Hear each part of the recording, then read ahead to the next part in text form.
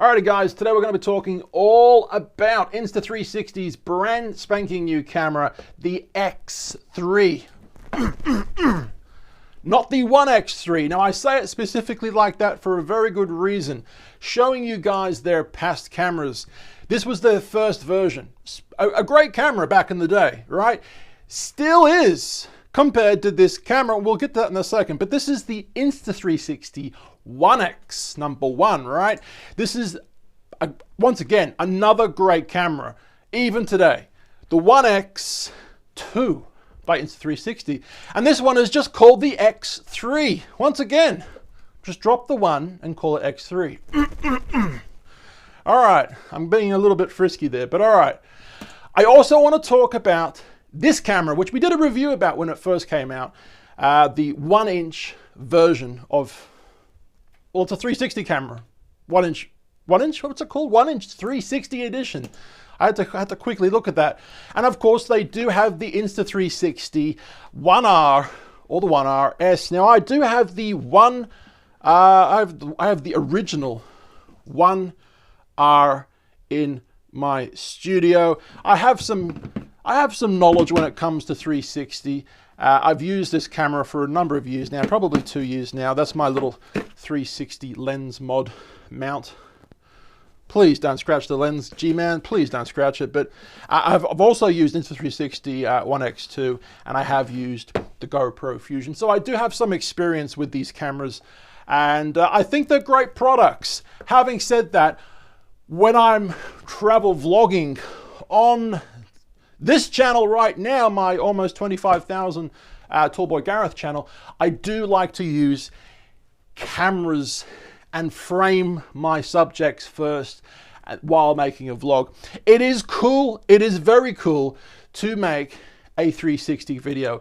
But if you're making a professional vlog every day or every week, you're gonna wanna make a video, once again, framed perfectly with a camera. Doing an extra step, framing it in the app to make an actual vlog is not something you're going to want to do. But these, this camera is going to be for like little Instagram shorts, little Facebook shorts, TikToks, cool little situations like that. You know, 10, 15 second clips, 30-second clips. Cool. All right. Keep those long vlogs and these cameras away from each other. Trust me on that. Now, so I'm on Insta360's webpage right now because I don't actually have the camera in front of me because Insta360 didn't send me it. But don't worry, next year they might.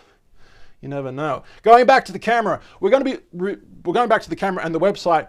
We're going to be quickly scrolling down here and comparing this brand new camera with the 1X2 kind of, and more so this one right here. Now, in my opinion, I'll get to the end of this in a second, but in my opinion, you should either get one of these three cameras. One of these three. That's actually the 1RS. That's the newer one. So I'll get to which one you should probably get in a second. But anyway, let's start from the website. Let's start from the very start. So 5.7K, 360 capture. Okay, I'm going to get to this in a second, but 3 times captures vivid 5.7 360 video, so you never miss the action with 360 degrees of footage at your fingertips. The creative possibilities are endless. I mean, they're not wrong. They are absolutely right with that little wording, right? Shoot first, frame later. Now, like I said, if you're making a professional vlog somewhere, you're not going to want to use these cameras.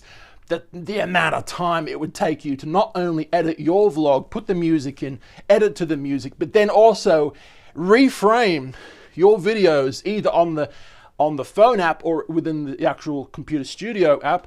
I mean, once again, you're using these shoot first and frame later 360 videos mostly for short videos, in my opinion at least, mostly for short videos, little TikToks, cool looking Instagram shorts, little Facebook shorts, whatever social media you're on.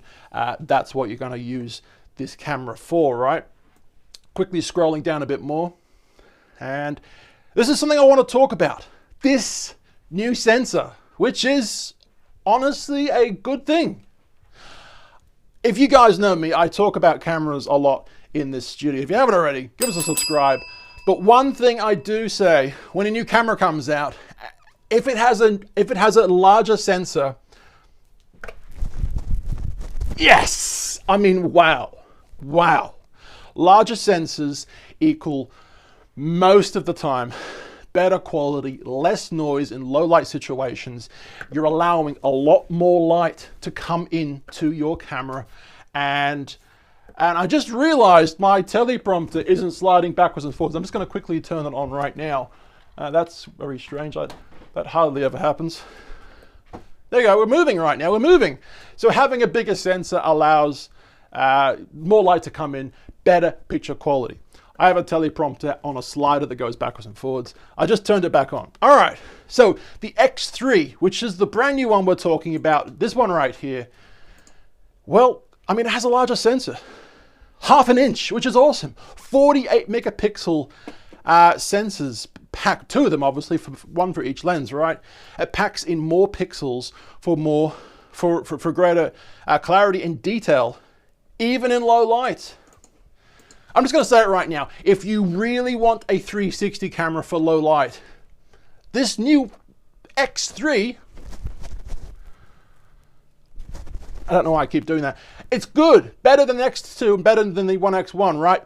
But if you want a really good low light camera, this is going to be the one for you, which came out a couple of months ago now. I will talk about that in a second, right? The most 72 megapixel 360 photos, which is quite a big improvement compared to the X2, right? The One X2. You're getting a lot more megapixels. So the most megapixels ever. The most megapixels ever in a 360 cam captures 360 photos with more detail than ever before. Awesome. Bring out the details. An innovative new HDR mode for stabilized action videos in tough lighting conditions. Active HDR, or high dynamic range, reveals details in the highest and the highlights, I should say, and the shadows that other action cameras miss. Yes, some action cameras don't have HDR mode. I don't know which ones they are, but I think GoPro has them. Yes. Anyway, is it a gorgeous looking thing? Yes. Talking about that in a second, about the screen. But anyway, 4K first-person views. Now, okay, let me just quickly read this, and then I'll tell you what my problem is. Select a lens to shoot wide-angle footage, just like a single-lens action cam. Get maximum resolution with 4K 30 frames per second, or an extremely wide 170-degree field of view with 2.7 max field. Your first-person view footage has never looked so good. So basically, having the camera strapped to you or something like that, with this particular mode, you're only having one lens activated, so you're basically shooting like a normal camera. Once again, this is my Insta360 1R, but I currently have the normal action camera lens mount plugged in. Once again, the 360 element isn't on this situation, right? So you're basically having a camera like this, and I don't know why you'd ever use a 360 camera with this situation. I mean, if you're using a 360 camera, you're using it for both lenses. What's going to happen to the back lens? Is it going to be rubbing against your body? I mean, when you're kind of got it on you here and you're kind of facing forwards to get that one camera shot, I mean, the back lens is potentially rubbing. Not a good situation, right? So I'm not too sure why you'd use that situation with that camera, right? See yourself at 60 frames per second. Try the all-new Me mode, which fixes the frame to focus only on you. Capture yourself without the selfie stick at 60 frames per second for epic slow-mo. No need to reframe, just keep yourself in frame. Now look, slow motion is usually 120 frames per second. I mean, yeah, can you get slow motion from 60 frames per second? Absolutely. Is it really slow motion though? No. In my opinion, the bare minimum slow motion should be 120 frames per second. A lot of cameras do it these days. This one doesn't. Anyway, I'm just showing that out, throwing that out there for you guys. All right, going down to the next little bit on the website. This is the invisible selfie stick situation. They always, and when every new Insta360 camera comes out, they always say that, oh, this is new, selfie stick situation, third-person views. I mean, this technology's been around for, 10 years now, kind of thing. Impossible third-person views. If you've never seen these kind of footages before, if you've never seen these effects before, it looks amazing. But if you've seen it before, like I said, 10 years now, roughly, it's been around, right? So the invisible third-person selfie stick situation is nothing new with older cameras, right? Still looks good. Steady no matter what. Now, bumpy trails and big waves are no match for the X3's leading action cam image stabilization. Flow state keeps your videos smooth no matter what. Now, awesome. You can't go wrong with Insta360's flow state stabilization. The X2, not the X3, but the X2. I'm gonna stop doing that now. The stabilization on that was absolutely incredible. Flawless. You really can't argue with it. It was just perfect. So clearly this new camera's stabilization is going to be just as perfect, if not better. But you really can't get better than perfect, right? So yeah, that's pretty much awesome. The same, right? 360 horizon lock. Let's just see what this picture shows us. So yeah, if you're on a roller coaster or you're doing skydiving and you basically do a flip, the earth stays exactly normal, right? But you go around, kind of thing. Does that make sense? All right. Unlock the next level of action cam image stabilization, whether you're flipping on your paraglider or riding a roller coaster. Well, there you go. It even says it, right? 360 horizon lock always keeps your videos level. So there you go. That's stuff that we've all known about with these cameras for many years now. Speed up time in glorious 8K. Now this is awesome. I am definitely a 360. Sorry, I'm definitely a time lapse kind of person, right? I do like using time lapses in my travel vlogs every now and then. If you can get a 360 8K time lapse, that's pretty good. The X2, I'm doing it again, but anyway, the X2 didn't do that, right? Not the 8K at least, but yeah, take the next level 360 time lapse videos in eye-popping 8K quality, thanks to X3's larger new sensor. So, once again, you're not filming video in 8K. Do not be tricked by this. You're filming in 5.7, which I might add is the same as last year's, 2 years ago, X2, and I think maybe the X1, the One X1 had 5.7K resolution. So yes, we're getting better resolution with photos. Yes, we're getting better resolution with time lapses, but no, for some reason, we are not getting better resolution with video, which, it's been the same for 4 years now, roughly? Very strange, in my opinion. A lot of content creators are even thinking the same as me. It is a strange situation, but at least there are a lot of significant other improvements, right? 4K, 120 frames per second, bullet time. Now, with this camera, bullet time is a bit of a, what's the word? It's a bit of a, not a joke, but it's a bit of a gag. It's a bit of a, you put the camera on the selfie stick and you swing it around, whoosh, whoosh, like the Matrix or something like that, right? It can look cool in certain situations, but it looks kind of touristy, kind of, all right, try hard, I don't know. But if you were interested in that, 4K, 120 frames per second, which is a significant amount of slow motion, like I said before, right? Transport yourself to the Matrix. Well, there you go, it even says it. With 4K, 120 frames per second, or 3K, 180 frames per second, slow-mo. So if you want to drop the resolution, you're basically getting more frames per second, which I don't really suggest you do. The less resolution you have on these cameras, the less good it looks, okay?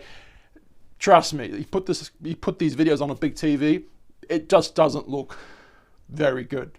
The lower the resolution, right? 5.7K looks okay-ish, but still kind of noticeable. Still kind of looks like 1080p on a big TV screen. I know it says 5.7, you know, but hey, especially when you're reframing that image, you zooming in or something like that, you're taking away a lot of that megapixel, goodbye, a lot of that image quality, right? So stick to 4K 120 frames per second if you want to do slow motion. That's just my opinion for that. Double as a dash cam. I don't know why you'd ever use this as a dash cam, but you can if you want. A water lover's action cam. So this is a pretty interesting one. Take X3 down to 33 meters. And I think, is that deeper than before? With the X2, 1X2, I'm not really sure now, but still 10 meters is pretty good. Straight out of the box, take it straight down to 10 meters or 33 feet. Grab the drive case and seamless stitching of your underwater 360 footage down to 164 feet. So take the dive case, I should say, and put the dive case around your thing, which would be, you know, sold separately, right? And you can go down to 50 meters. So there you go. You can 40 extra meters if you were interested in that kind of thing, right? Tough as nails, a 360 cam, action cam that can take a bit of punishment. X3 has you covered with tough tempered glass for the touchscreen, plus the option of sticky lens guards. I'm not really sure what that is, for extra lens protection. So I'm guessing they're little pieces of plastic that you put around your camera lens to stop the scratches, keep them safe. Now I will say, if you are going to be putting those protective guards around your lenses, and you probably should if you're doing mountain biking or something like that, right? But if you do that, the camera looks, the image with those protective lenses around the cameras don't look as good. It's still good, but I mean, to the trained eye, you can notice it, right? Now, another thing I will say, one thing that us 360 loving people have wanted from Insta360 for a long time now, even we've wanted this from GoPro's Fusion and the other 360 camera that's not called the Fusion, but it's called something else now. I can't remember what it's called now. But anyway, we've wanted removable lens glass, right? Let's say you've broken your lens glass right here. You've dropped it on the floor, which I did to one of my 360. I dropped my GoPro Fusion, the first ever GoPro 360 camera. I dropped it on the fucking floor and the fucking thing smashed. Didn't actually smash, but there was a big like crack in the lens. The lens was still intact, but it was, oh my God, terrible, right? Now we want the option to be able to take these things off and put brand new glasses on. Just kind of like this, like, there we go, where's my new glasses? There we go. I mean, that would be cool, right? As opposed to, oops, I've broken my glasses, I better throw myself away in the bin. That's essentially what these products are doing currently. You either get them fixed for a lot of money, you take the whole camera and send it back to the manufacturer, I think, and that way they actually they either give you a new camera or they fix the lens. I'm not really sure, but basically there's no easy way to replace the glass. We all want that to change someday, and it hasn't happened yet by the looks of it. Yep, that's an ultra bright 2.27 touchscreen with robust tempered glass protection designed for crystal clear photo and video preview. So look, as you guys can see, the picture, the screen is way bigger than this, and obviously the first ever 1X never had it. All right, not like I said, not that you really need a lens, not that you really need a screen, because I mean, you're using your phone, right? You have your phone connected to this device. You're getting the best results when you Wi-Fi and Bluetooth your phone to these cameras, right? You can do everything on your phone, and obviously you can reframe it on your phone after the fact. But yeah, it's good that we've got the bigger lens. I keep saying lens, but it's good that we've got the bigger screen, I should say. But is it going to be draining the battery faster? I think the battery is bigger on this newer model. Voice control 2.0, I don't really care about that. This is a new piece of technology that I wasn't aware of, but look at this, right? Easy controls, vibration feedback. So the device actually vibrates, kind of like your phone when you do certain things, right? Large responsive buttons are easy to use even when on the move or gloved up, with vibration feedback for clear command confirmation. I mean, that's awesome. I didn't think that Insta360 would do something like that, but that's actually cool. I like that new situation now. Also, ultra-fast transfers, 50% faster Wi-Fi transfers compared to the X2. Transfer and edit your files faster in the Insta360 app. So, I mean, wow. From the camera to your phone, 50% faster. I mean, that's awesome. You can't argue with that, right? Big, badass battery. Power through the action with the new 1800 mAh battery, now with more capacity. So it's a bigger battery than the other 1X2, 1X1, right? I'm not too sure how much extra filming time you're getting, but it is a bigger battery, right? Fully upgraded, immersive audio. It's honestly unbelievable how beautiful this... I'm just going to mute that because YouTube's going to be mean to me and copyright my video or something like that. But to be frank, I mean, you're not really using these cameras to get audio. I mean, maybe you are, but I mean, I wouldn't personally, right? I'd be adding a really cool soundtrack to that really cool shot I just got, right? But it's cool that I do think there is an improvement with the audio with this newer camera, all right? Rapid file transfer. So there's this little device that you put into your camera and then your phone, and you make it really, really quickly to, you know, file from A to B kind of thing. Let AI find the best shots. So this is just the AI getting a little better, right? The easiest way to reframe using the app. Always stay in frame. You're once again using the app. Transfer your photos. One tap magic. Let's have a quick look at that. That's kind of cool. Street Lapse. I kind of like that one. So Shot Lab in the app has given you these interesting things. You can do sky swap. You can, you know, surf the sand of the Sahara Desert and make you look like you're also under the ocean, which is kind of cool, right? Your AI storyteller. So you're going to let the AI detect the best shots it thinks you might want, and then it puts it together for you. I mean, I personally would never ever use that feature. I would personally edit it all myself. I'm a perfectionist. That's just me. But there you go. You have that option if you want, right? Especially if you're not very savvy, Captain Jack Sparrow savvy. If you're not very savvy when it comes to video editing, you may want those situations, right? So going down to the actual specs now. Look, let's just get to the actual specs, okay? I'm going to zoom into this right now so you guys can properly see this. Once again, look. Can you guys see it properly? Okay, there we go. So 5.7 K, 360 active HDR. Once again, I mean, 5.7 is okay, but it's not future-proof. It's not future-proof. It's not going to look amazing in 5 years' time compared to 360 action cameras then. All right.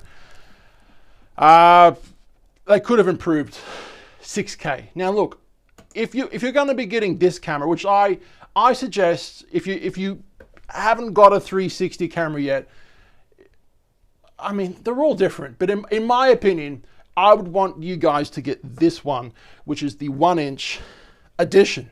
Okay, now quickly just showing you this. I'm not going to show you all the features on this one because we have showed you before. Okay, we've absolutely showed you before. My hair is going a little crazy. Let's just fix that. But going down to the actual specs, I mean, look at this, right? So you're getting 21 megapixel photos for the 1-inch edition. And of course, you know, you're getting 2 1-inch sensors as opposed to the 1X, as opposed to the X3, I should say, which has 2 half-inch sensors. Still bigger sensors than the X2.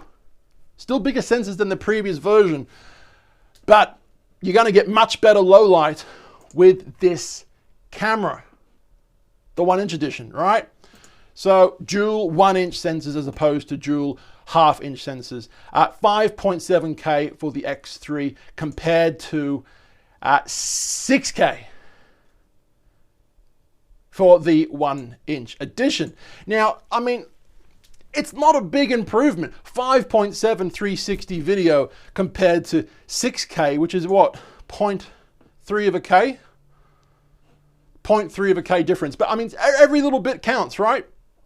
But once again, I would personally get this one for superb low light situations. That's the battery if you guys are interested for the 1-inch edition, right?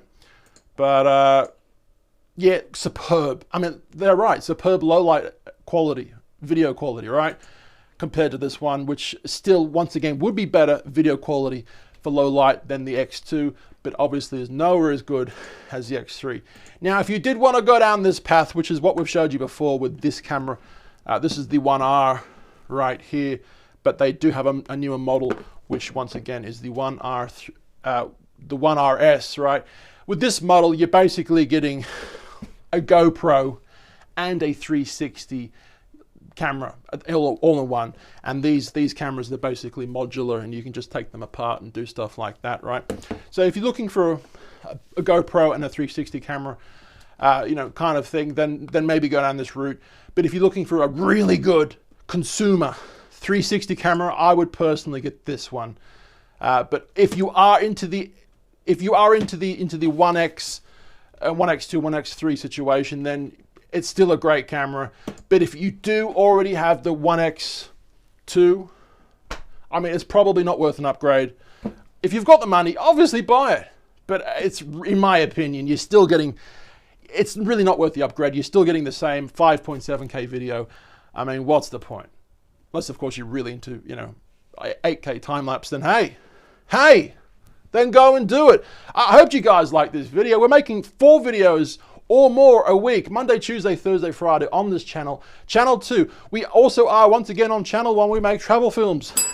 Come and give us a subscribe. Subscribe. We're on these social medias. At Tallboy Gareth, like and subscribe.